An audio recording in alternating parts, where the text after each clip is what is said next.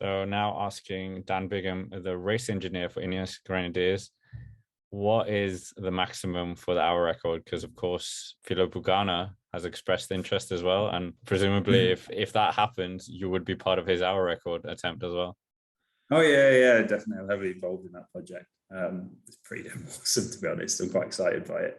It's a fun thing to get your teeth stuck into, and just everything that I've learned over the past couple of years of preparation, and just kind of fast track Filippo's learning as much as he's obviously been a world champion in the IP. Ashton stole it this year.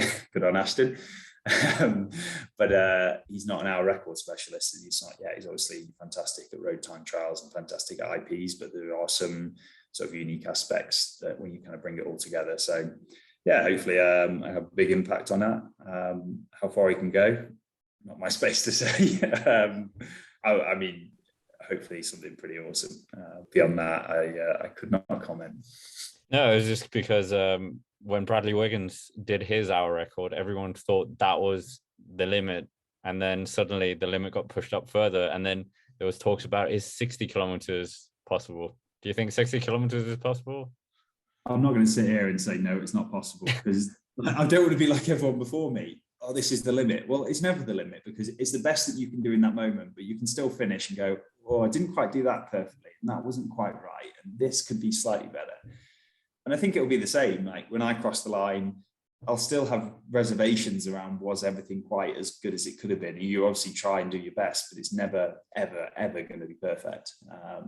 And it would be the same with Filippo. It'd be the same with a lot of the people who have a go. But whether 60K is breakable, I mean, don't get me wrong, it's pretty hard. That's a lot of watts. A very, very low CDA, but it's not impossible. Nothing's impossible in that respect. I mean, like, look at the Fed recumbent hour record is like 95 or 98 kilometers or something. And that's like, no disrespect to them, but they're not world-class cyclists. They are mostly sort of middle-aged men, sort of in their 30s, maybe into their 40s. And they're just incredibly good at optimizing Fed recumbent aerodynamics. And who's to say we don't have a similar breakthrough in aerodynamics of cycling in a traditional UCI position that suddenly makes a quantum leap forward in performance? Don't think it's going to happen, but you never know. And then, yeah, suddenly instead of you going, is 60 possible? You'd be asking me, is 100 possible? And then obviously, like, where do you draw the line? And it all revolves really around regulations and where the UCI draw their line, because at the end of the day, there's regulatory boxes and rules, and we're abiding by them. And if they change or loosen, or some great technology suddenly opens up a world of opportunity that we'd never even considered or known possible, then suddenly, yeah, 60 could become a walk in the park. You could be miles ahead. But yeah, that's me just trying to caveat the whole thing of maybe 60 is doable. But I think under current rules, current positions, current riders, then I don't think it is. We won't include that part when we take it out of context in 5 years' time. Would you ever consider doing the Eddie Merckx record just to see how close you were to Eddie Merckx in Mexico, for instance? I got a lot quite far down on bike design actually with that.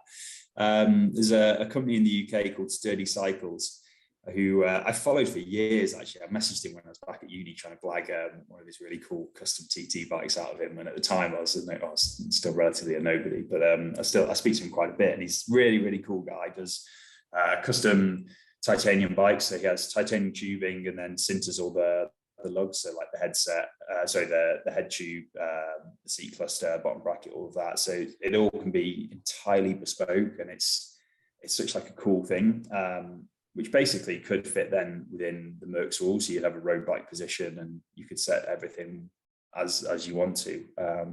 I think with how everything's moved forward over the past, what's it been, 30 years, something like that, then I'm pretty sure. I mean, I've run the numbers and I think it's doable. But the biggest bottleneck, or no, the biggest straight stop, is that the UCI now aren't recognising attempts on his record. So I'd asked them, and they said just straight up, sorry, we don't do that anymore. I'm like, oh, please. So if I do it, it'd be just another unofficial attempt, which is great, nothing in the record book. But then I guess if you do it and that you're open enough about everything that you are doing, then okay, you don't have the scrutiny of the UCI, but you could probably have somebody who has the standing within the sport to say, no, this is it, and therefore it's a fair record. But I don't know, maybe give it a go in a few years. It's definitely not in the bin. It's just on the back burner, and yeah, I'd be keen to have a go.